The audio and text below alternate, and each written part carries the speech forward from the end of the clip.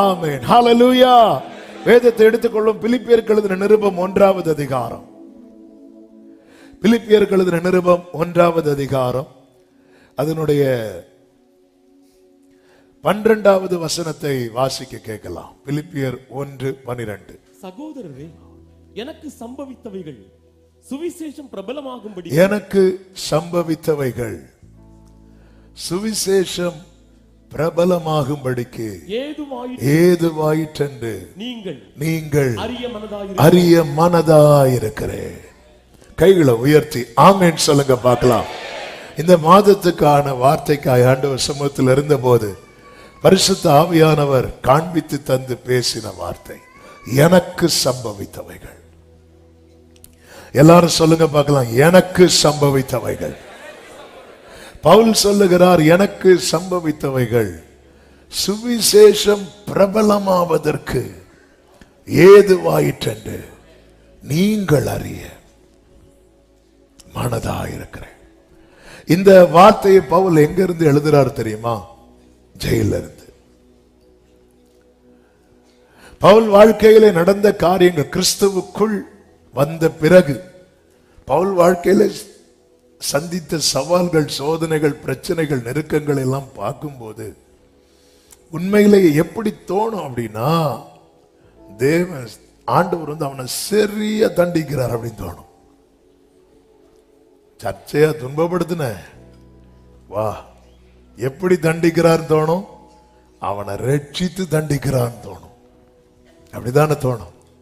ஹல்லேலூயா. இப்படிதான் ஆண்டவரை செய்வீங்களா? நயங்காட்டி ஆசையாய் வா, உனக்கு இளைப்பாறுதலை தருவேன் உள்ள கொண்டு வந்து. ஆமென். ஆனால் பவுலுக்கு நல்ல தெளிவு இருக்கிறது. எனக்கு சம்பவித்தவைகள், எனக்கு சம்பவித்தவைகள். ஏனென்றால் பவுலுக்கு தன்னுடைய அழைப்பை குறித்தும் தன்னுடைய அபிஷேகத்தை குறித்தும் நல்ல நிச்சயம் இருந்தது.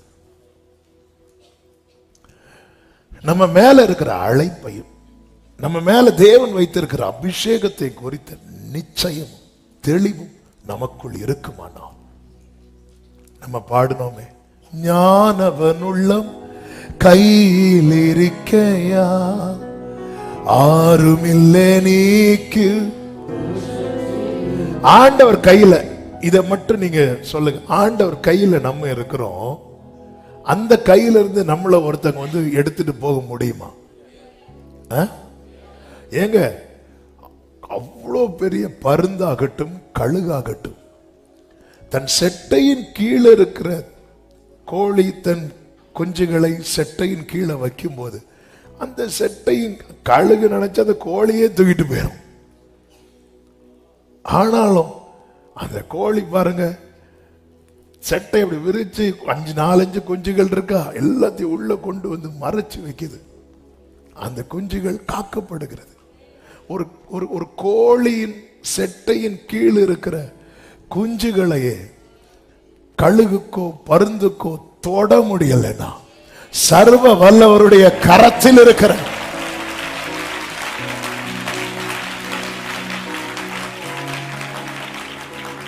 அப்ப கேட்கலாம், அப்ப நான் கையில் இருக்கும்போது எனக்கு எதுக்கு இது வந்தது?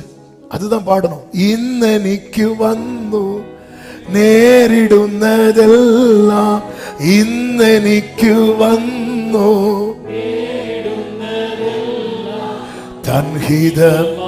തൻഹിതം നമ്മുടെ സിദ്ധം ഞാൻ അറിയുന്നു. ഓക്കെ, ആണ്ടവർ ஏதோ ஒரு பர்பஸை வச்சிருக்கிறார். அன்றியும் அவருடைய தீர்மானத்தின்படி அழைக்கப்பட்டவர்களாய் தேவனிடத்தில் அன்பு கூறுகிறவர்களுக்கு சகலமும். அதனாலதான் எனக்கு சம்பவித்தவைகள், அழைப்பையும் அபிஷேகத்தையும் குறித்த நிச்சயம் நமக்குள் இருக்க வேண்டும். ஆனால் இந்த அழைப்பும் இந்த அபிஷேகமும் யாரால் நமக்கு வந்தது, எதினால் வந்தது என்கிற தெளிவு தேவை. யாரால் வந்தது தெரியுமா? நம் ஆண்டவராகிய இயேசு கிறிஸ்துவா. எதினால் வந்தது தெரியுமா? அவர் நம்மேல் வைத்த ஆழவற்ற அன்பினால். அழைப்பு இயேசுவால. அதனாலதான் இயேசுவால பிடிக்கப்பட்டவர், அவர் இரத்தத்தால கழுவப்பட்டவர், எனக்கென்று எதுவும் இல்லை, இப்பூமி சொந்தமல்ல. அடுத்த வார்த்தை எல்லாமே. கைய உயர்த்தி சத்தமா, என் இயேசு எல்லாம் இயேசு, எல்லாம் இயேசு. தேவ பிள்ளைங்க வாழ்க்கையில தேவன் அனுமதிக்காமல் ஒன்றும் நடக்காது. அப்படி ஒன்றை தேவன் அனுமதிக்கிறார் என்றால் அதிலே சத்துரு நினைத்தது நிறைவேற்றுவதற்கு அல்ல, கர்த்தர் நினைத்த காரியம் நிறைவேறுவதற்கு.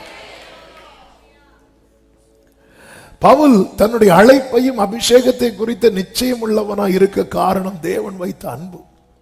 தீமோத்தேயுக்கு எழுதும் போது பவுல் சொல்லுகிறார், 1 தீமோத்தேயு 1வது அதிகாரம் அதனுடைய 15-16 வசனங்களை வாசிக்கும் போது, வாசியுங்கள்.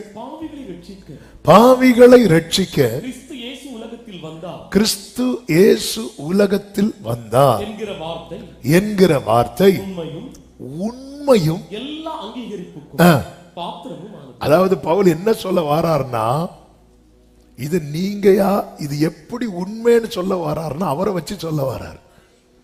பைபிள்ல நிறைய பைபிள்ல எல்லா வசனம் உண்மை, ஆனா நிறைய வசனத்தை உண்மைங்கிறத நம்மளை வச்சே சொல்லலாம். ஹல்லேலூயா.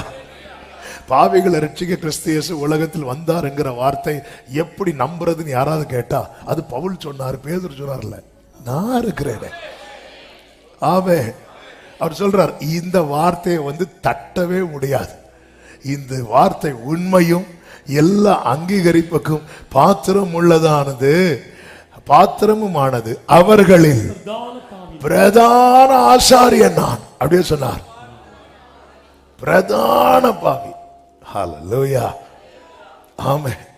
பவுல் பண்ண ஊழியத்துக்கு இப்ப யாரா இருக்கணும் தெரியுமா? பிரதான ஆசாரியனா இருக்கணும். ஆனா ஓட்டம் முடியுது, அவருக்கு ஓட்டம் முடிஞ்சிட்டு தீமோத்தேயுக்கு எழுதும்போது. ஏன்னா தீமோத்தேயுக்கு எழுதும்போது தானே சொல்ற, நல்ல போராட்டத்தை போராடினேன். அவன் முடிச்சுட்டு வெயிட் பண்ணிட்டு இருக்கிறார். பஸ்ஸுக்கு ட்ரெயினுக்கு வெயிட் பண்றது போல பெட்டியெல்லாம் எடுத்து வச்சு வெயிட் பண்ணிட்டு இருக்கிறார். வெயிட் பண்ற வண்டி வர லேட்டாச்சு எழுதுறார் தீமோத்தேயுக்கு. ஆமே, வண்டி வர லேட்டாச்சுன்னா சும்மா இருக்க கூடாது, பிரயோஜனமா ஏதாவது பண்ணிட்டு இருக்கணும். ஆமே, பேதுருவுக்கு சாப்பாடு லேட் ஆச்சு, போயிருந்து ஜெபம் பண்ணார், தரிசனம் பண்ணார். ஒரு டிலே ஆகுதுன்னா ஏதோ ஒன்று நடக்கிறதுக்காக தேவன் வைத்திருக்கிறார் அர்த்தம். அல்லேலூயா. நல்ல போராட்டத்தை போராடினேன், ஓட்டத்தை முடித்தேன் சொன்னோம், தூக்கிட்டு போக மாட்டேங்கிறாரு. வெயிட் பண்ணி எழுது தீமோத்தேயுக்கு. அப்படி எழுதும் போது சொல்றாரு, பாவிகளில்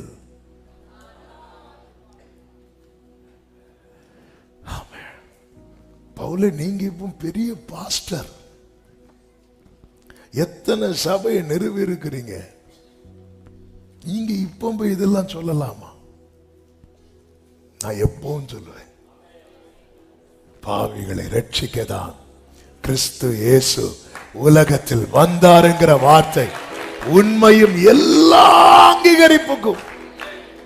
அடுத்து சொல்றாரு, அப்படி இருந்தும் நித்திய ஜீவனை அடையும்படி, நித்திய ஜீவனை அடையும்படி இனிமேல் இயேசு கிறிஸ்துவினிடத்தில் விசுவாசமாய் இருப்பவர்களுக்கு திருஷ்டாந்தம் உண்டாகும் பொருட்டு பிரதான பாவியாகிய என்னிடத்தில் அவர் எல்லா நீடிய பொறுமையையும் காண்பிக்கும்படிக்கு பெற்றேன். பவுல் எப்படி ஃபீல் பண்ணி சொல்றாருன்னா, நான் தப்பு பண்ணும் போது என்ன அடிச்சிருக்கலாம் அவர், ஆனா அவர் பொறுமையா இருந்தார். பொறுமை, என் பிள்ளை நாளைக்கு மாறிடுவான், என் பிள்ளை இந்த வருஷம் திருந்திடுவான் சொல்றார். பொறுமைன்னு மட்டும் சொல்ல, நீடிய பொறுமையை காண்பிக்கும் படிக்கு இரக்கம் பெற்றேன். அந்த இரக்கம் தான் திராட்சை தோட்டத்தின் நடுவில் ஒரு அத்தி மரத்தை கொண்டு போய் ஒருவன் நடுகிறான், அதுல கனி இல்லாத வெட்டி போடு என்று எஜமான் சொல்லும் போது அதை பராமரிக்கணும்னு சொல்ல, இருக்கட்டும், இது ஒரு வருஷம் இருக்கட்டும். எவ்வளவு பொறுமையா இருக்கிறார் தெரியுமா? எவ்வளவு பொறுமையா இருந்தார் பவுல். அதனாலதான் பவுலுக்கு அந்த அதை நினைக்கும் போது அவர் சொல்றார், அவரை ஒரு கொரிந்தியருக்கு எழுதும் போதாவது அப்போஸ்தலரில் சிறியவர், அப்போஸ்தலர் கூட லிங்க் பண்ணி பேசுறார். ஆனா கர்த்தரை நான் இவ்வளவு வெயிட் பண்ண வச்சுட்டேனே, ஆண்டவர் நான் இவ்வளவு சகிக்க வச்சுட்டேனே, அவர் இவ்வளவு பொறுமையா பொறுமையா பொறுமை. அதை நினைக்கும் போது பவுலுக்கு தன்னை ஒரு பிரதான பாவி என்று சொல்வதை விட வேற எந்த பதமும் அவர் வாயில வரவே இல்லை. நம்ம எவ்வளவு எவ்வளவு ஆண்டவரை வெயிட் பண்ண வைக்கிறோம் தெரியுமா? எத்தனை காரியத்துல. ஆமென். அதே நேரத்தில் வேதம் நமக்கு இன்னொரு எச்சரிப்பையும் கொடுக்கிறது. என்ன எச்சரிப்பை கொடுக்கிறது? தேவனுடைய பொறுமைக்கும் ஒரு எல்லை இருக்கிறது. எரேமியா 15வது அதிகாரத்தின் 6வது வசனத்திலே கர்த்தர் சொல்லுகிறார், வாசியுங்கள் 15:6. நீ என்னை விட்டு பின்வாங்கி போனாய் சொல்லிட்டு சொல்லுகிறார், நான் பொறுத்து பொறுத்து இளைத்து போனேன், என்ன ரொம்ப டயர்டாக்கிட்டடா அப்படின்ட்டார். நான் பொறுத்து பொறுத்து இளைத்து போனேன். 5வது வசனத்தில் கர்த்தர் என்ன சொல்லுகிறார்? எருசலேமே, யார் உன்மேல் இறங்குவார்? யார் உனக்காக உன்மேல் பரிதபிப்பார்? யார் உன்னிடத்திற்கு திரும்பி உன் சுக செய்தியை விசாரிப்பார்? நேற்று இரவில் இந்த வார்த்தையை கொஞ்ச நேரம் ஆண்டவர் மெடிடேட் பண்ண வைத்தார். கொஞ்சம் யோசித்து பாருங்க. ஆண்டவரை விட்டா நம்ம மேல இறங்குறதுக்கும் நம்மேல் பரிதபிக்கிறதுக்கும் நம்மை விசாரிக்கிறதுக்கும் வேற எத்தனை பேர் உண்டு இந்த பூமியில? யார் உண்டு? யார் உன்மேல் இறங்குவார்? யார் உனக்காக பரிதபிப்பார்? யார் உன் சுக, நீ நல்லா இருக்கேன்னு கேட்கறதுக்கு எத்தனை பேர் இருக்கிறாங்க? ஆனா ஆண்டவர் கேட்பார், ஆகாரே உனக்கு என்ன சம்பவித்தது? அப்படிப்பட்ட என்னை விட்டு நீ பின்வாங்கி போய் என் பொறுமையை ரொம்ப சோதிக்கிறீ. இந்த சத்தத்தை கேட்கிற ஒவ்வொருவருக்கும் இயேசுவின் நாமத்திலே சொல்லுகிறேன், வேதம் தெளிவாய் நமக்கு காண்பிக்கிறது, கர்த்தரை கண்டடையத்தக்க சமயத்தில் அவரை தேடுங்கள், அவர் சமீபமா இருக்கையில் அவரை நோக்கி கூப்பிடுங்கள். பவுலிடத்தில் கர்த்தர் வந்து நிற்கிறார், ஏன் என்னை துன்பப்படுத்துகிறாய் என்று. நீர் யார் என்று கேட்கிறார். நீ துன்பப்படுத்துகிற இயேசு நான் என்றார். அப்படியே விழுந்துட்டான். நான் என்ன செய்யணும்? நான் என்ன செய்யணும்? கர்த்தருக்கு மகிமை உண்டாவதாக. ஆண்டவர், இவ்வளவு நாள் நான் உங்களை கஷ்டப்படுத்தினேன், இவ்வளவு நாள் வேதனைப்படுத்தினேன், இனி என் ஓட்டம் ஆண்டவர் உமக்கு பிரியப்படுத்துவதற்கு எதுவாய், உங்க சித்தம் செய்வதற்கு எதுவாய், இப்படி தமஸ்குவுக்கு போகிற வழியில முழுமையாக அர்ப்பணிக்கிறான். அநேக வாலிபர்கள் இதை கேட்டுக்கொண்டிருக்கிறீர்கள், சபைக்குள்ளும் ஆன்லைன்லையும். ஆமே, இன்னும் டைம் இருக்கு, இன்னும் டைம் இருக்கு, இன்னும் டைம் இருக்கு, பார்த்துக்கலாம் பார்த்துக்கலாம். நம்முடைய அந்தரங்கத்தை எல்லாம் அறிந்தும் அவர் சும்மா இருக்கிறார்னா புரிந்து கொள்ளுங்கள், உங்களை கர்த்தர் இழக்க விரும்பவில்லை. உங்க மேல தேவன் வைத்திருக்கிற திட்டம் அவமாய் போக அவர் விரும்பவில்லை. தேவன் இழக்கவர் பொறுமையா இருக்கிறார். அந்த பிரதான பாவியாகி என் மேல் அவர் நீடிய பொறுமையா இருப்பதற்கு இரக்கம் பெற்றேன். எல்லார் மேலும் பொறுமையா இருக்கிறாரா? இல்லையே. ஒரு தப்பு பண்ணி அடி வாங்கி மரித்தவனும் இருக்கிறான், பல தப்பு பண்ணி அடி வாங்காம தப்பு வைக்கப்பட்டவனும் இருக்கிறான். எனவேதான் ஆண்டவர் அவருடைய பலத்த செய்கைகளை கண்டு மனம் திரும்பாத பட்டணங்களை பார்த்து கடிந்து கொண்டு சொல்லுகிறார், கப்பர்நகூமே அப்படிங்கிறார். நியாய தீர்ப்பு நாள்ல உனக்கு சோதோம் உனக்கு நேரிடுவதை பார்க்கிலும் சோதோம் கோமரா பட்டணங்களுக்கு நேரிடுவது ரொம்ப லெகுவா இருக்கும் அப்படின்ட்டார். அதுகிட்ட நான் பொறுமை காட்டல. ஒரு நாள் தான் டைம் கொடுத்தேன், ஒரே நாள் தான். அந்த ஒரு நாள்ல யார் யாருக்கு வெளியே போக முடியுமோ போய்க்கோ. ஒரு நாள் தான் டைம். நினிவேக்கு 40 நாள் தான் டைம் கொடுத்தேன். ஆனா உனக்கோ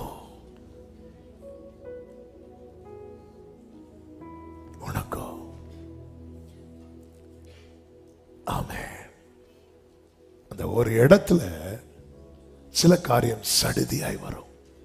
அது வந்ததுக்கு அப்புறம் ஒண்ணுமே பண்ண முடியாது. எனக்கு தெரிந்த ஒரு சகோதரர்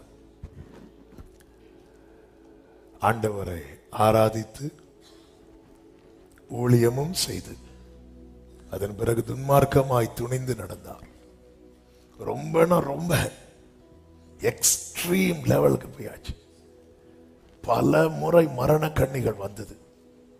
தப்புவிக்கப்பட்டார். ஒன்று ரெண்டல்ல, பல முறை.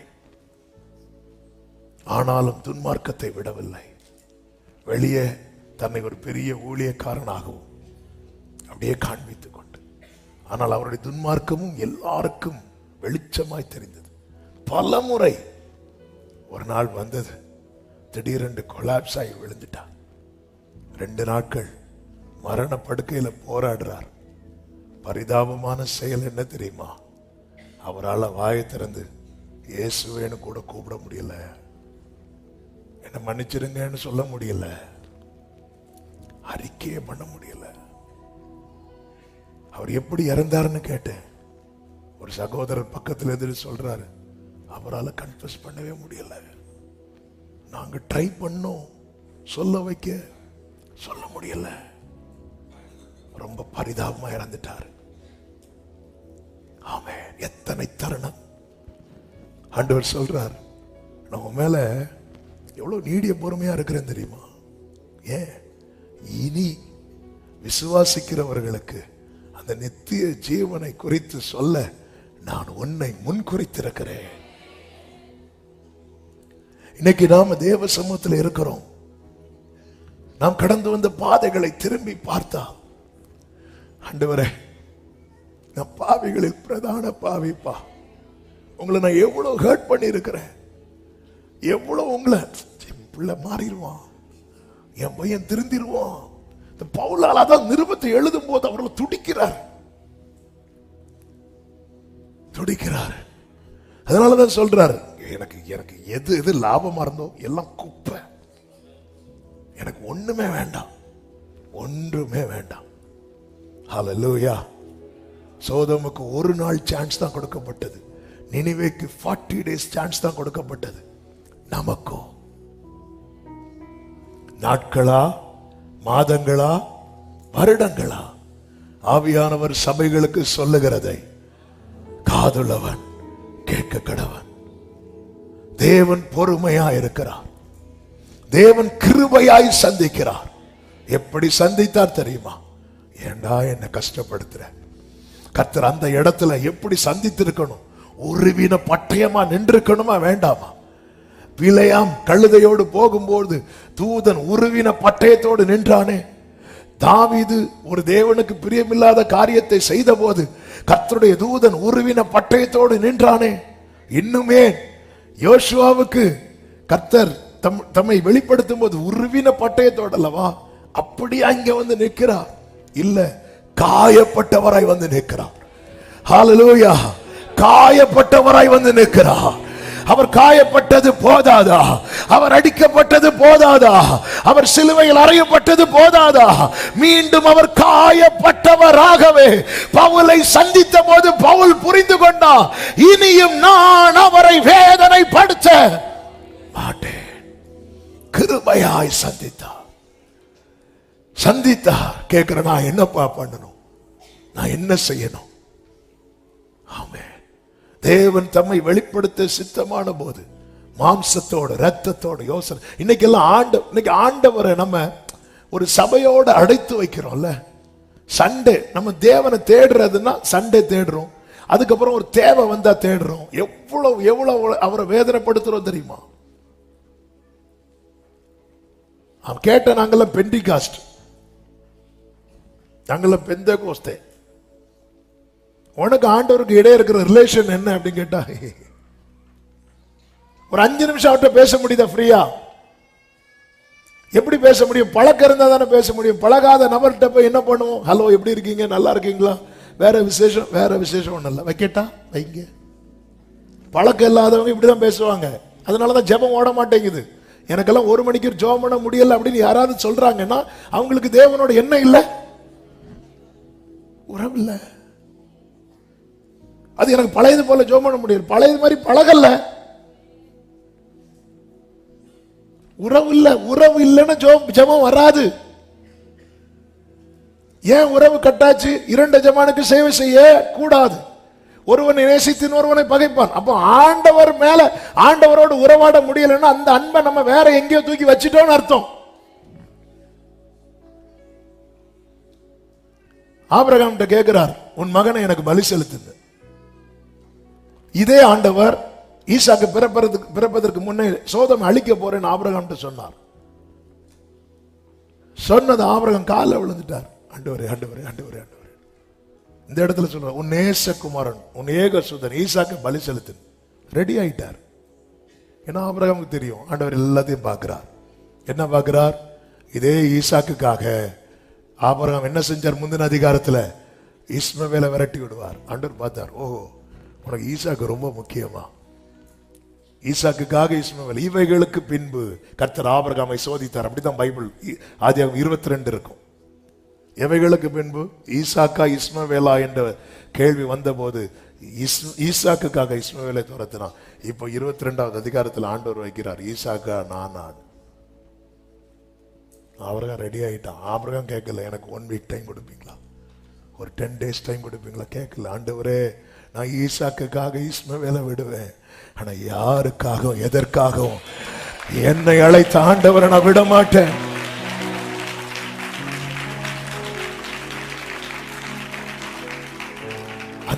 அந்த அன்பை பார்க்கணும். காயப்படுத்த வரவில்லை பவுலை சந்திக்கும் போது. காயப்படுத்த வரணும்னா எப்படி வேணாலும் வந்திருக்கலாம். காயப்பட்டு வந்து நிற்கிறார்.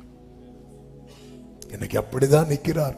நம்ம பல நேரத்தில் நம்ம அவர் அப்படி கிரீடங்களை வைத்துக் கொண்டு அப்படி இப்படிலாம் வருவார். அவர் அப்படிதான் இருக்கணும், அப்படிதான் இருக்கிறார். ஆனா அவர் முன் குறித்தவர்கள் பாதை மாறி ஓடும் போது அந்த பாதையில் அவர்களை எப்படி சந்திக்க வருவார் தெரியுமா? அதே முட்கிரீடம் அணிந்த அந்த அதாவது நான் நடக்கிற பாதையில அந்த சிலுவை இயேசு அறையப்பட்ட போது எப்படி போனாரோ அப்படி இயேசு வந்து சந்திக்கிற சீனை கொஞ்சம் இமேஜின் பண்ணி பாருங்க. பவுல் அப்படிதான் பார்த்தான். அதனாலதான் பவுலுக்கு அதுக்கப்புறம் எனக்கு எது லாபமா இருந்தா என்ன, அது எனக்கு நஷ்டம், அது குப்பை, அது வேண்டாம், அது வேண்டாம். நான் ஆகாதவனாய் ஓட மாட்டேன். நான் எதற்காக பிடிக்கப்பட்டேனோ அதை அடையும்படிக்கு ஆசையாய். ஆண்டவர் சொல்லுகிறார், நீ தமஸ்குவுக்கு போ என்கிறார். அவன் தமஸ்குவில் போய் ஜெபித்துக் கொண்டிருக்கும் போது கர்த்தர் அனனியாவை கூப்பிடுறார். அப்போஸ்தலர் 9வது அதிகாரத்தில் இதை பார்க்க முடியும். நேரம் அதிகம் போகிறது. இதை சொன்னதுனால அதை டச் பண்ணிட்டு நான் செய்திக்குள் போக விரும்புகிறேன். இருக்கிறீங்களா? கவனிக்கிறீங்களா?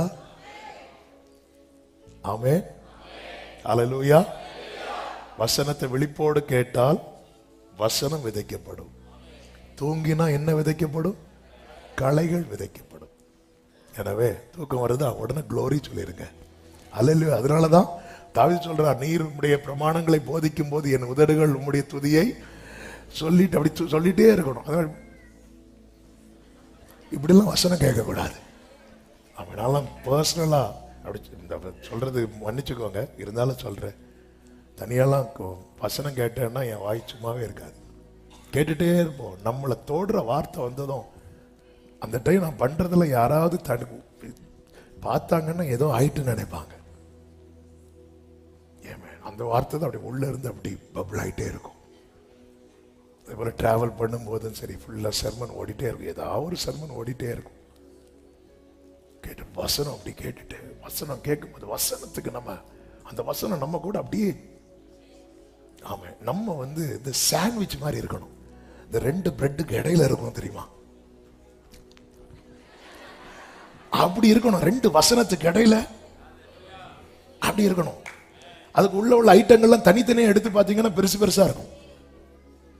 சிலர் பிளான் போட்டாச்சுன்னு போற வழியில சாண்ட்விச் ஆக்கி தனித்தனியா எடுத்து பார்த்தீங்கன்னா எல்லாம் பெருசு பெருசா இருக்கும். கறி தனியா இருக்கும், அது தனியா இருக்கும்.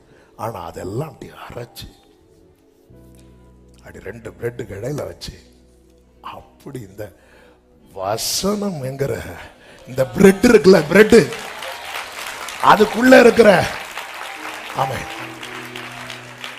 இப்படி மட்டும் நம்ம லைஃப் ஆயிட்டுனா அப்ப ரொம்ப டேஸ்ட் பண்ணுவார் நம்மள. ஹல்லேலூயா. வசனம்தான் பசியாற்றும் உணவு, உம் பிரசனம்தான் தாகம் தீர்க்கும் தண்ணீர், உம் வசனம்தான் பசியாற்றும் உணவு, glory,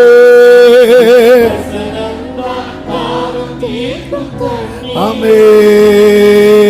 நீரே என் வெளிச்சமும் மீட்புமானி, நீரே என் ஜீவனே,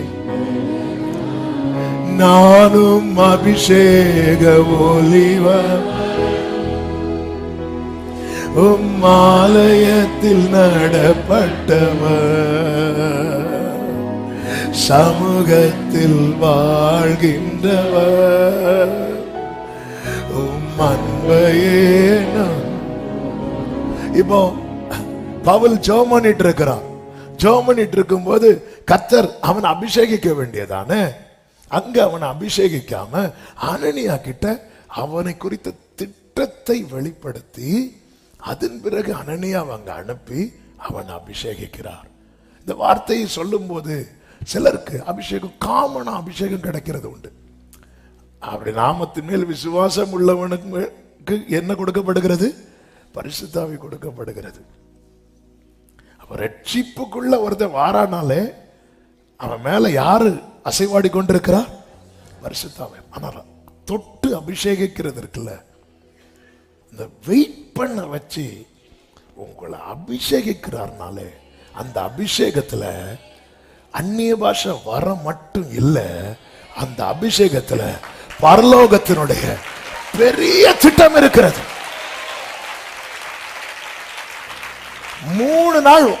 அதனாலதான் அபிஷேகம் வந்த உடனே எனக்கு கிடைச்சு, வந்த உடனே கிடைக்கும். ஆனா அந்த நிறைவுக்குள்ள சிலரை கொண்டு போக மாட்டார் உடனே. ஆமென். 2002 எனக்கு அபிஷேகம் கிடைச்சது. அது சும்மா ஒரு ஸ்டார்டர் மாதிரி. மெயின் டிஷ் வர்றதுக்கு முன்னாடி நம்ம சாப்பிட்டு அடுத்து வெயிட் பண்ணிட்டு இருந்தா வெயிட் பண்ணுன்னு வெயிட் பண்ணிட்டார். 6 வருஷம் எப்படி இருக்கும்? இலைய போட்டு அப்பதான் ஒரு சின்ன ஜிலேபி வச்சுட்டு போனாங்க. சாப்பிட்டு அடுத்து வெயிட் பண்ணா இதான் உனக்கு 6 வருஷத்துக்கு. அடுத்து கதற விட்டாருங்க, ஆள விட்டாரு. நேற்று ராத்திரி தான் ஆவியானவர் இதை பேசிட்டு இருக்கிறார். சிலரை நான் அப்படிதான் செய்வேன். அப்படி ஒருத்தங்களை பண்றேன்னா அந்த அபிஷேகத்துக்குள்ள என்னுடைய பெரிய திட்டம் இருக்கு. சவுல வாரார், சவுல கொண்டு வரார். கொண்டு வந்ததும் அவனை அபிஷேகிக்கணும். அப்படி அபிஷேகிக்கல. வெயிட் பண்ணு, வெயிட் பண்ணு. பசிக்குது, அந்த முன்னந்தோட எடுத்து சாப்பிடு. வெயிட் பண்ணு. தூக்கம் வருது, தூங்காத. மேல் வீட்டில் வா, பேசு என் கூட. ஆமே, வெயிட் பண்ணு. புறப்பட்டாச்சு. உன் கூட வந்தவன போக சொல்லு. நீ நில்லு. அவன் நிற்கும் போது சாமுவேல் ஓடி போய் கொப்பியை எடுத்து அவன் மேல ஊற்றி அடுத்து என்ன பண்ணுவார் தெரியுமா? கிஸ் பண்ணுவார்.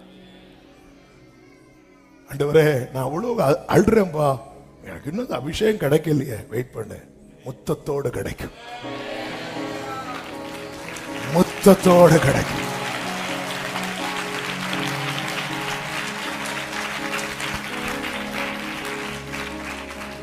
அப்படிதான். எப்படிங்க பவுல்? எப்படி ஆண்டவரே கிஸ் பண்றீங்களா ஆண்டவரே? என்ன? எஸ்.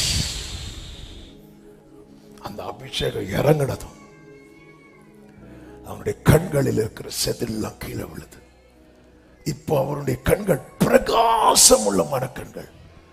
இப்ப அவனுடைய கண்ணு எதை தேடுதுன்னா, அறிவு கெட்டாத அந்த அன்பின் நீளத்தை தேடுது, ஆழத்தை தேடுது, அகலத்தை தேடுது, உயரத்தை தேடுது.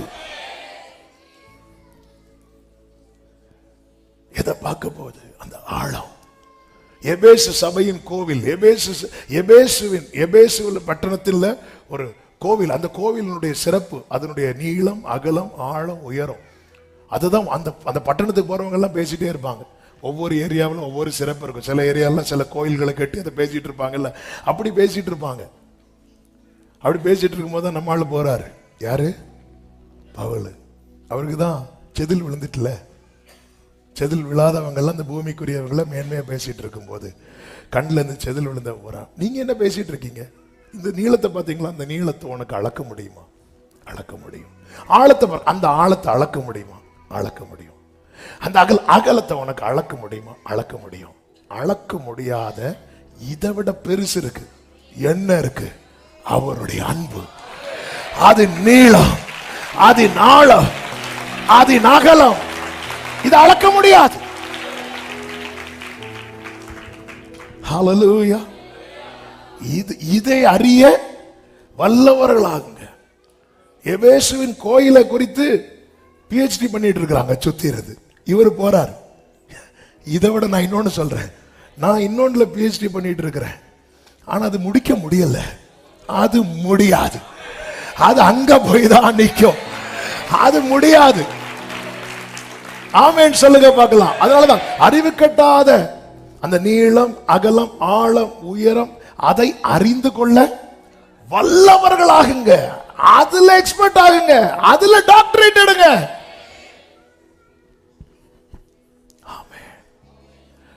அதே பவுல் சொல்ல, நான் அடைந்தாயிட்டுன்னு சொல்லல, எனக்கு முடிய மாட்டேங்குது. நான் போக போக தொடர தொடர இந்த கானல் நீரை நோக்கி மான்கள் ஓடும் தெரியுமா? ஆனா அதுக்கு நீர் கிடைக்காது. ஆனா இது அப்படி கிடையாது, கிடைக்குது, ஆனா போயிட்டே இருக்குது. கணுக்கால் அளவு அளக்கும் ஆலயத்திலிருந்து அந்த நதி புறப்பட்டது. என்ன ரொம்ப அந்த எசேக்கியேல் 47 தொட்டா முடிஞ்சு. ஆமே. ஆனா அதுல எனக்கு என்ன ரொம்ப ஆச்சரியமான காரியம்னா, எசேக்கியேல் போதும்னே சொல்லல. அதுதான் இந்த அன்பு.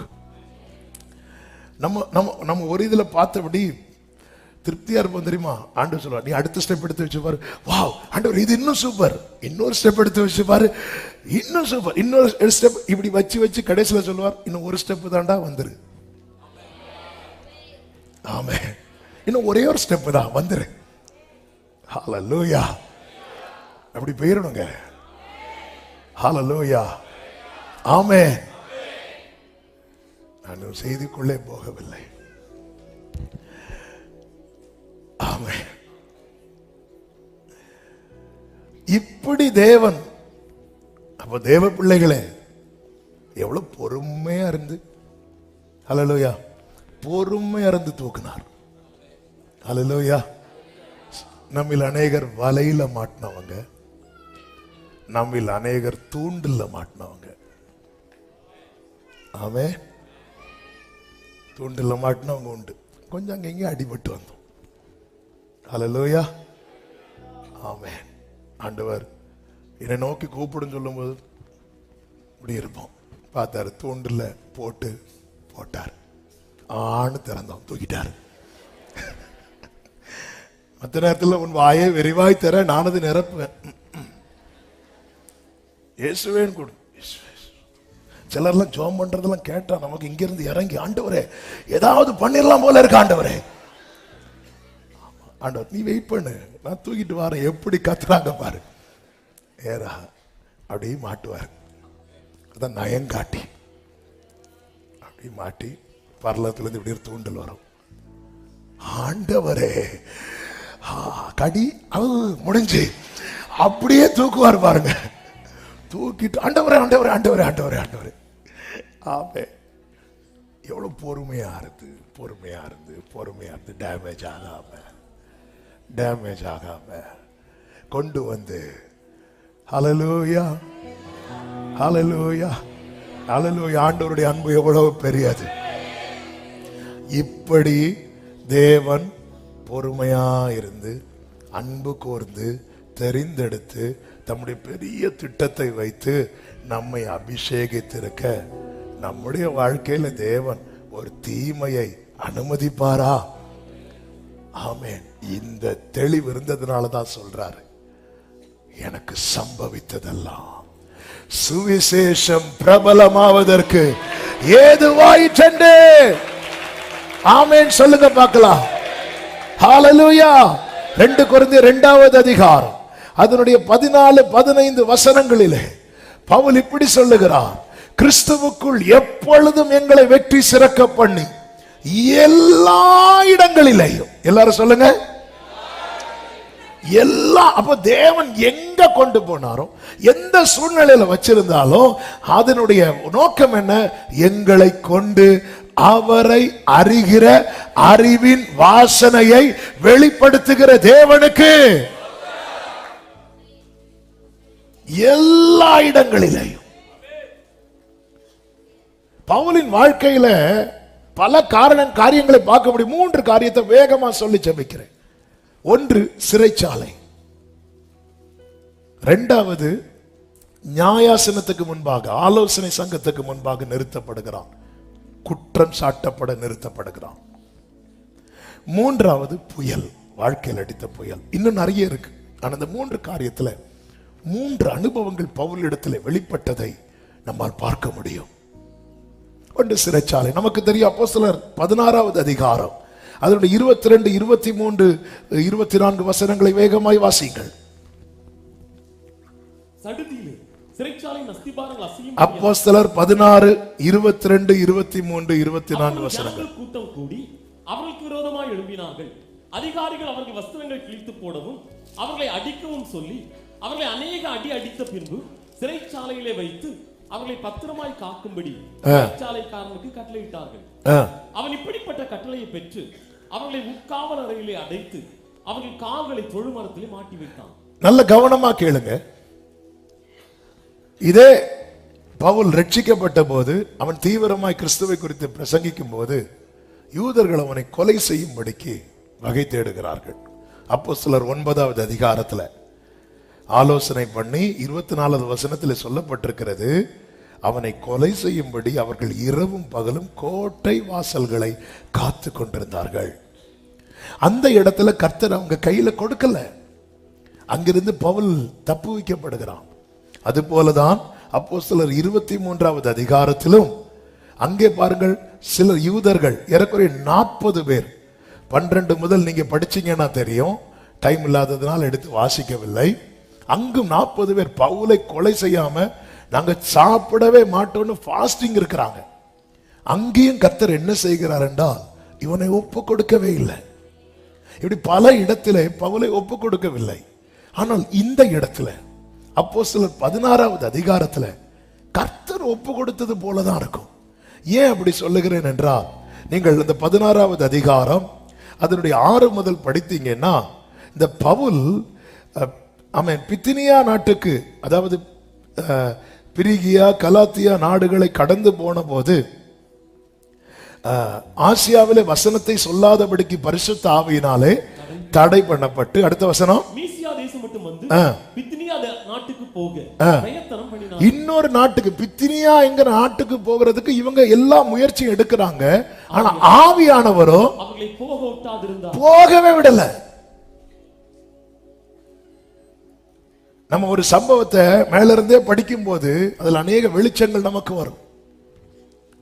ஆவியான வேற, அவனை சும்மா இருக்கிற இடத்துல அல்லது அவரா போன இடத்துல அவன் மாட்டுனா அது வேற. ஆனா இங்க பாருங்க, அவர் ஒரு இடத்துக்கு போறதுக்கு பிரயத்தனம் பண்ணி போறாரு. அந்த இடத்துல வந்து ஆண்டவர் போக விடல. இப்போ யோனா விஷயத்துல, யோனா தெரிந்தெடுத்து போன இடத்துல புயல் அடித்தது. அதுல யார் மிஸ்டேக்? அது யோனாவுடைய மிஸ்டேக் சொல்லலாம். இங்க பாத்தீங்கன்னா இவர் பித்தினியாவுக்கு போறதுக்கு ரெடியா இருக்கிறாரு. கர்த்தர் விடாம பிடிச்சு அவனை பிளாக் பண்ணி, அன்னைக்கு நைட்டு சொப்பனத்துல கர்த்தர் பேசுகிறார். 9வது வசனம், அங்கே ராத்திரியில பவுலுக்கு ஒரு தரிசனம் உண்டாயிட்டு, அது என்னவென்றில், மக்கதோனியா தேசத்தான் ஒருவன் வந்து நின்று மக்கதோனியாவுக்கு வந்து எங்களுக்கு உதவி செய்ய வேண்டும் என்று தன்னை வேண்டிக் கொண்டதாக இருந்தது. அந்த தரிசனத்தை அவன் கண்டபோது அவர்களுக்கு சுவிசேஷத்தை அறிவிக்கும்படி கர்த்தர் எங்களை அழைத்தார் என்று நாங்கள் நிச்சயித்துக் கொண்டு உடனே மக்கதோனியாவுக்கு போக பிரயத்தனம் பண்ணோம். அங்க அவருக்கு போக முடியுது. அப்ப ஆண்டவர் பிளான் பண்ணி தூக்கிட்டு வரார். சில நேரத்தில் கர்த்தர் செய்கிற காரியம் நமக்கு புரியாது. ஆனால் அபிஷேகத்தை குறித்தும் அழைப்பை குறித்தும் நிச்சயம் உள்ளவனுக்கு அதுல டவுட்டே கிடையாது.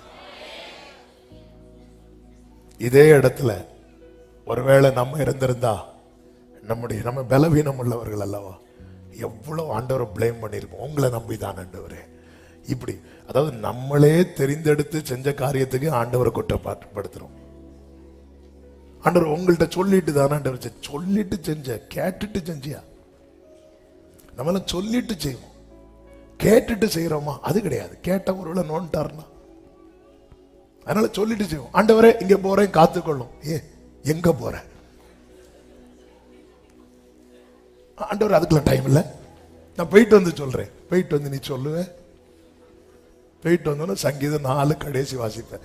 சமாதானத்தோட படுத்துக்கொண்டு நித்திரை செய்வேன். ஆண்டவர் எனக்கு டயர்டா இருக்கு, நான் நாளைக்கு. ஆமே, நம்ம சொல்லிட்டு தான் போறோம். சொல்லிட்டு போயிட்டு ஆண்டவர் உங்கள்கிட்ட சொல்லிட்டு தானே போனேன். என்கிட்ட சொல்லிட்டு போனேன். எனக்கு இப்படி நடந்து, நீ சொன்ன, நான் கேட்டேன், உனக்கு நடந்து நான் பார்த்தேன். ஆமே, ஹல்லேலூயா. ஆண்டவர் ஒரு நாளும் பார்வையாளர் ஆக்கிடவே கூடாது. ஆமென், ஹல்லேலூயா. மூத்த பொண்ணு, அவளுக்கு ஒரு 3 வயசு இருக்கும்போது, 3 வயசா 4 வயசா இருக்கும்போது, சர்ச்சில் உள்ள ஒரு பொண்ணு வீட்டுக்கு அவ போறா. வந்து அம்மா நான் இந்த அக்கா வீட்டுக்கு போறேன் அப்படின்னு சொல்லி, அம்மா ஒன்ன மெல்பா சொல்றேன், நீ டேடிட்ட பெர்மிஷன் கேட்டிருப்போம். அவ கொஞ்ச நேரம் டோருக்கு வெளியே நிற்கிறான், நான் பார்த்துட்டு இருக்கிறேன். அந்த கிளாஸ்ல தெரியுது. ஒருவேளை நோ சொல்லிட்டாங்கன்னா நேர டோரை திறந்தா, டேடி நாங்க போயிட்டு வரேன். இப்படி திரும்புறதுக்குள்ள டோர் அவளே அடைச்சிட்டு, திரும்புறதுக்குள்ள அவளே டோர் அடைச்சிட்டு பையாச்சு. அப்பதான் எனக்கு சிரிப்பும் வந்துச்சு. இன்னொரு பக்கம் நான் எஸ் சொல்லல நோன்னு சொல்லலன்னு இருக்கும்போது ஆண்டவர் பேசுறார், இப்படி எத்தனை முறை நீ சொல்லிட்டு எத்தனை அவளாவது அங்கதான் போறா, நீ இப்படி எத்தனை முறை. அவரை துதியில இருக்கும்போது, ஆண்டவரே என்னடா, நான் போயிட்டு வரேன், நான் பேசுறதுக்குள்ள ஆண்டவர் பாருங்க ஸ்டாப் பண்ணி இன்னொரு ஏரியாவுக்கு போறதுக்கு ஃபோர்ஸ் பண்ணி கொண்டு போற இடத்துல தான் பவுல் பிடிக்கிறாங்க. ஆனா பவுலுக்கு தெரியும். அதனாலதான் நான் மீண்டும் சொல்லுகிறேன், நம்முடைய வாழ்க்கையில ஆண்டவர் இதுவரை தப்பு பண்ணதே கிடையாது, இனியும் பண்றதும் கிடையாது. ஆமே, அனுமதித்ததெல்லாம் நடத்திடும் பாதைகளும் கோரி அனுமதித்ததெல்லாம்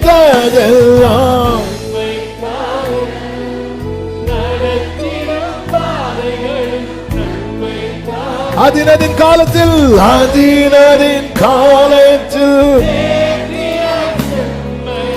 எனக்கான யாவும் செய்து முடிப்பீர்.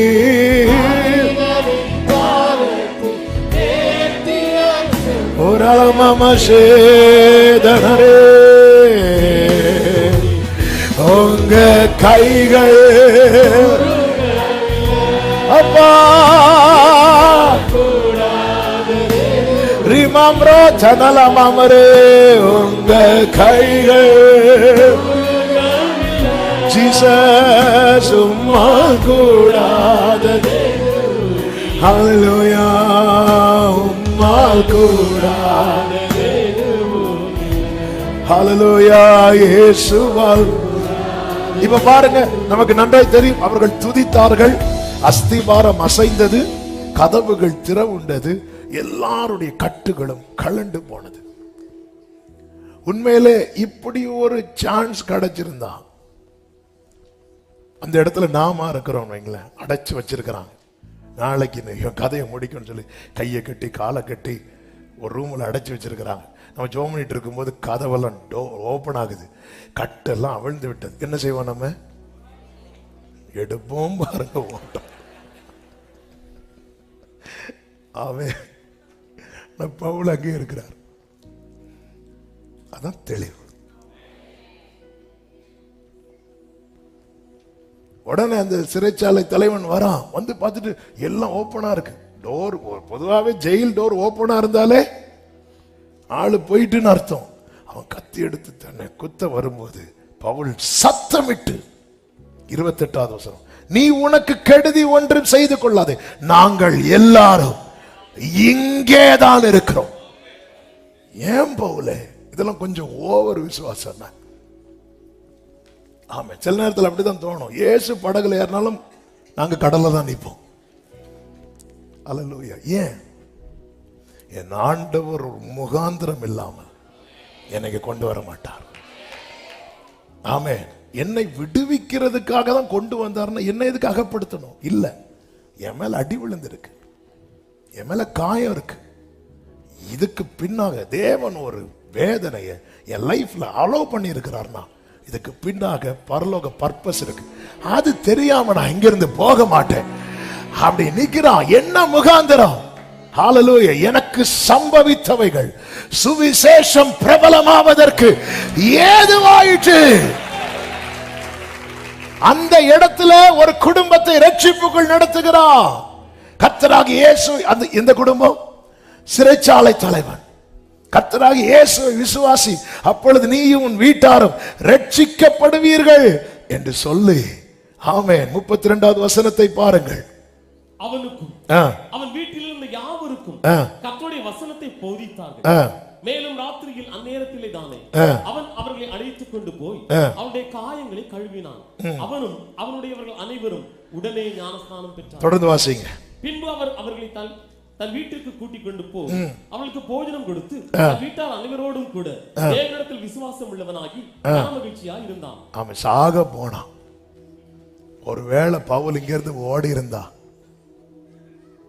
ஆமே, நம்ம ஜபமே ஓடுறதுக்கான ஜபம் தான்.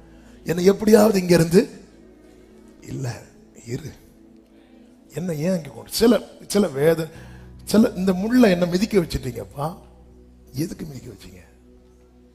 அதை நான் அறியணும். பவுல் பாருங்க, அவர் எவ்வளவு தெளிவு. ஏன்னா அவர் மேல இருந்த அழைப்பையும் அபிஷேகத்தையும் அவ்வளவு இது இந்த அழைப்பு இந்த அபிஷேகம் அவர் என் மேல வச்ச அன்பினால மட்டும்தான் கிடைத்தது. ஏன்னா நான் பாவிகளில் இவ்வளவு நேசித்து என்னை அழைத்திருக்க, இவ்வளவு நேசித்து என்னை அபிஷேகித்திருக்க, இவ்வளவு நேசித்திருக்க, அவருடைய கனமான காரியத்துக்கு என்று தெரிந்தெடுத்திருக்க, பிரித்தெடுத்திருக்க, என் வாழ்க்கையில பர்பஸா இவன் அடி வாங்கட்டும், இவன் சாகட்டும், இவன் தொலைந்து போகட்டும் கர்த்தர் ஒன்றை அனுமதிப்பார்? இல்ல இல்ல. இப்போ நோக்கம் நிறைவேறினதா? அடுத்த வசனத்தை பாருங்கள். பொழுது விடிந்த பின்பு அந்த மனுஷரை விட்டு விடுங்கள் என்று சொல்ல அதிகாரிகள் சேவகர்களை. என்ன நடந்துச்சு இங்க? நடந்ததெல்லாம் அவங்களுக்கு தெரியுமா? தெரியாது. அதன் அர்த்தம் என்ன? தேவன் ஒரு சிறையிருப்பை அலோவ் பண்றாருன்னா அந்த காரியம் நிறைவேறின அடுத்த செகண்டே அதுல இருந்து வெளியே கொண்டு வந்துருவார். இன்னும் அந்த சிறையிருப்புக்குள்ளதான் இருக்கிறீங்களா? இன்னும் சில காரியம் நிறைவேற வேண்டி இருக்கிறது. நிறைவேறினதும் சிறைச்சாலை தலைவன்ட்ட போய் யோசேப்பு சொல்லுவார்ல, நீ வாழ்ந்திருக்கும் போது அப்படி சொன்னாரா? ஒண்ணுமே இல்லை. சிறைச்சாலை தலைவன் நைட்டே ஏன் ஞானஸ்நானம் எடுத்தாரு?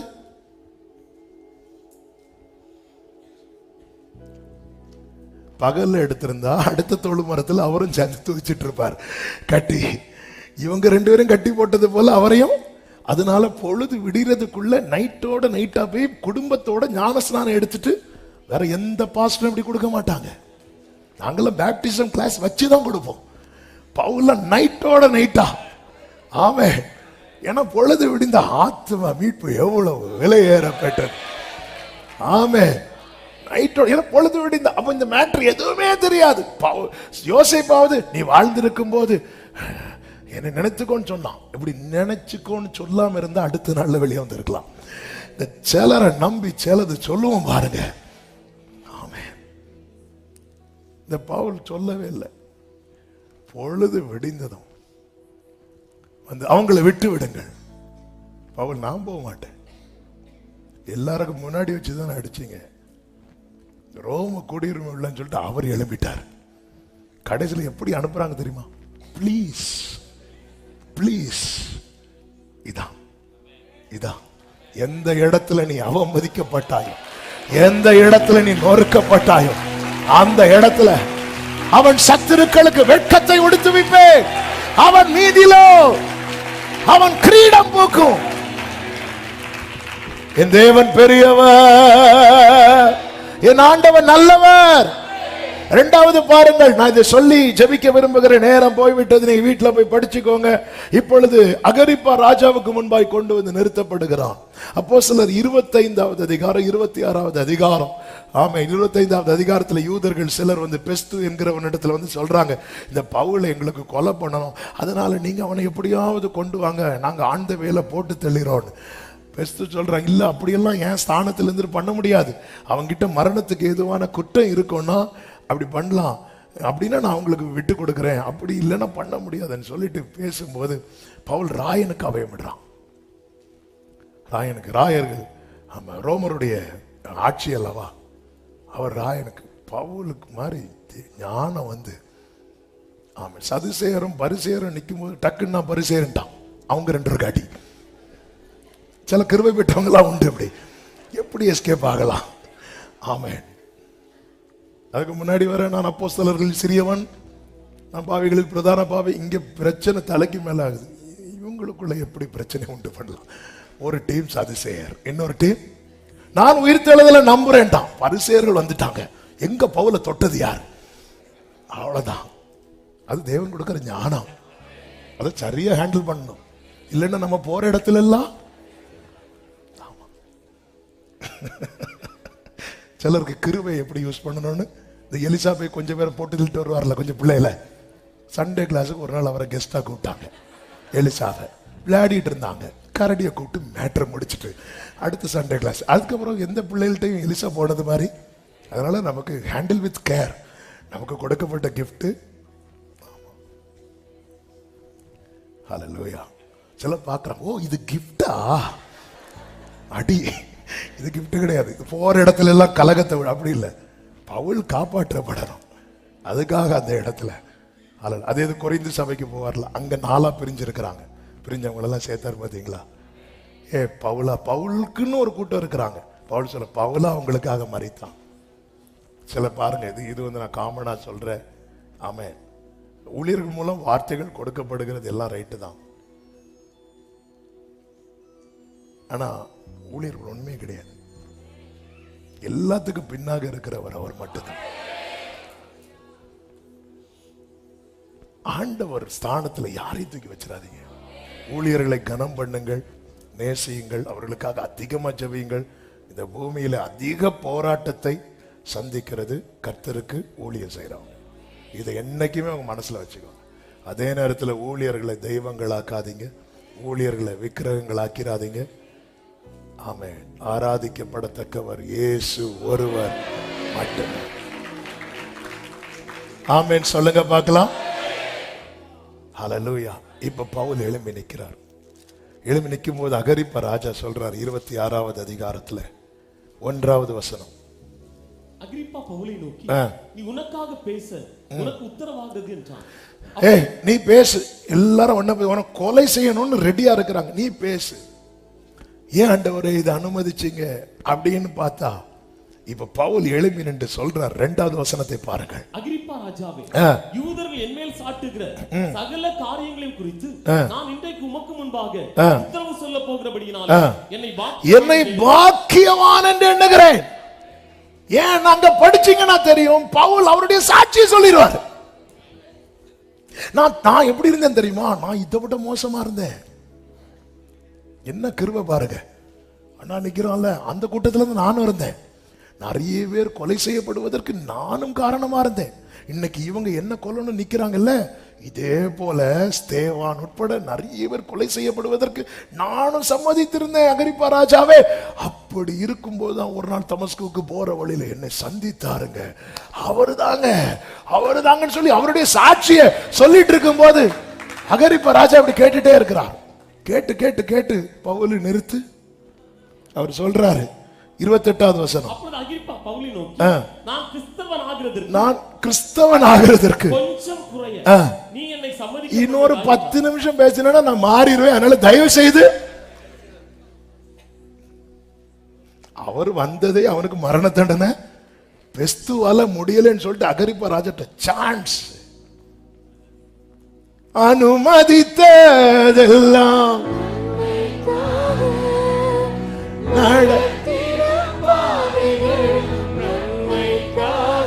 தேவ பிள்ளைகள் அழைப்பையும் அபிஷேகத்தை குறித்த நிச்சயம் இருக்குமானால் நீ இருப்பது சிறைச்சாலையானாலோ ஆமை குற்றப்படுத்தப்படுகிற இடமானாலும் சரி, அங்கிருந்து அவரை அறிகிற வாசனை வெளிப்படும். சிறைச்சாலையிலே பவுல் சுவிசேஷத்தை சொன்னார். நியாயாசனத்துக்கு முன்பதாக, ஆலோசனை சங்கத்துக்கு முன்பதாக பவுல் சாட்சியை சொன்னார். 27வது அதிகாரத்தில் ஒரு புயல் அடிக்கிறது. நான் இங்க சொல்லி ஜெபிக்கிறேன், நமக்கு நேரம் போகிறது, எல்லாம் டீட்டெயிலா பேசணும். ஆனா நான் சொல்லி முடிக்கிறேன்.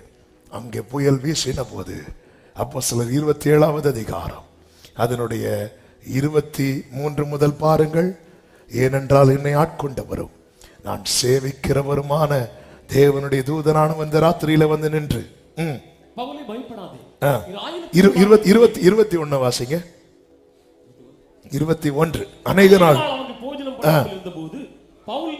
போதும் பவுல் அவர்கள் நடுவில் நின்று என்ன சொல்றார் தெரியுமா? 25வது வசனம், மனுஷரை திடமனதாயிருங்கள், எனக்கு சொல்லப்பட்ட பிரகாரமாகவே நடக்கும் என்று தேவனிடத்தில் சிறைச்சாலையிலே சுவிசேஷம் சொன்னார். அகரிப்பா ராஜாவுக்கு முன்பதாக சாட்சியை சொன்னார். புயலின் மத்தியிலே நம்பிக்கை சொன்னார். ஹல்லேலூயா. பிரியமான கர்த்தருடைய பிள்ளைகளே, இந்த நம்முடைய சாட்சி, சுவிசேஷம், நாம் வைத்திருக்கிற நம்பிக்கை, இது எல்லாமே கிறிஸ்துவை அறிகிற அறிவின் வாசனையை மற்றவர்களுக்கு முன்பாக வெளிப்படுத்துகிற, நம்மை கர்த்தர் நற்கந்தமாய் வைத்திருக்கிறார். Sweet aroma. நம்மளை அப்படி, நம்ம தான் அவருடைய ஸ்ப்ரே. நம்ம போற இடத்துல வந்துட்டான். அந்தியோகியால போனதும் அந்த ஸ்மெல் அடிக்குது. அடிச்சதும் கிறிஸ்தவர்கள்ட்டாங்க. அந்த ஸ்மெல்ல தான் கிறிஸ்தவர்கள் சொன்னாங்க. அவங்க தங்களை நான் கிறிஸ்தவன், நான் கிறிஸ்தவன் என்பதில் பெருமை கொள்ளுகிறேன் அப்படிலாம் ஒன்றும் சொல்லல. அந்த வாசனை அடிக்குது. ஆமே. சுவிசேஷம், சாட்சி, நம்பிக்கை, இவைகள் நம்மில் வெளிப்படவே நம்முடைய வாழ்க்கையில சில காரியங்களை தேவன் அனுமதித்திருக்கிறார். கைகளை உயர்த்தி ஆமேன்னு சொல்லுங்க பார்க்கலாம். இப்ப எத்தனை பேர் நம்புறீங்க? எனக்கு சம்பவித்ததெல்லாம் சுவிசேஷம் பிரபலமாவதற்கு ஏதுவாயிற்று. கைகளை உயர்த்தி அனுமதித்ததெல்லாம். கண்களை மூடி ஜெபிக்கலாமா? நடத்திடும் பாதைகளும் அனுமதித்ததெல்லாம்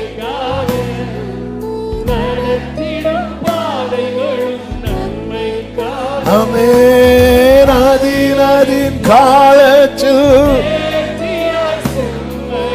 எனக்கான யாவும் செய்து முடிப்பே. ஜீசஸ், எனக்கான யாவும் செய்து முடிப்பே. உங்க கைகள் உம்மால் கூடாதது எதுவும் இல்லை. உங்க கைகள் ஏறமாமர் சிரமரே. ஹல்லேலூயா. உம்மால் கூடாது. ஹல்லேலூயா.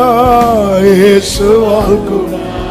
வலது கரத்தை உயர்த்தி இடது கரத்தை இருதயத்தில் வைத்து, ஆண்டவரே, என்னை நீர் அழைத்ததும் அபிஷேகித்ததும் என் மேல நீங்க வச்ச அன்பின் நிமித்தமாய், எனவே நான் நம்புகிறேன், நான் உறுதியாய் சொல்லுகிறேன், என் வாழ்க்கையில தேவன் அனுமதித்தது, என்னை தேவன் ஆண்டவரை சில சூழ்நிலையில் வைத்திருப்பது ஆண்டவர் உம்முடைய கீர்த்திக்காகப்பா, சுவிசேஷம் பிரபலமாவதற்காக, அதற்காக ஸ்தோத்திரம் ஆண்டவரே, ஸ்தோத்திரம் அப்பா. நன்றி தகப்பனே. பவுல் எப்படி சுவிசேஷத்தையும் சாட்சியையும் நம்பிக்கையும் வெளிப்படுத்தினானோ அப்படியே எங்களில் இவைகள் வெளிப்படுவதாக. ஒவ்வொருவரை அப்படி ஆசீர்வதியும். உம்மை அறிகிற அறிவின் வாசனை வெளிப்படுத்துகிற நற்கந்தங்களாய் ஒவ்வொருவரை நிலைநிறுத்துவீராக. சமாதானத்தோடு அனுப்பி சாட்சியாய் கொண்டு வரும் கண்மணி போல காத்துக்கொள்ளும். மகிமை அனைத்தும் ஒருவருக்கே செலுத்துகிறோம் இரட்சகர் இயேசு கிறிஸ்துவின் நாமத்தில் பிதாவே, ஆமென்.